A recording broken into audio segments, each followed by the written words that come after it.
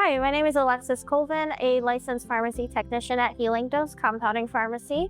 And today I'm going to be showing you how to use the mouthwash in the capsule form. First off, you will have a capsule that's going to be in a amber vial. So you're going to take the one capsule out, and you're going to need 5 to 10 mLs of water.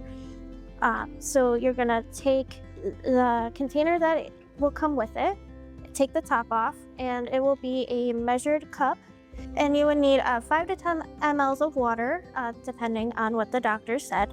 And then you would take open the capsule and you would open it very gently. It opens pretty easily.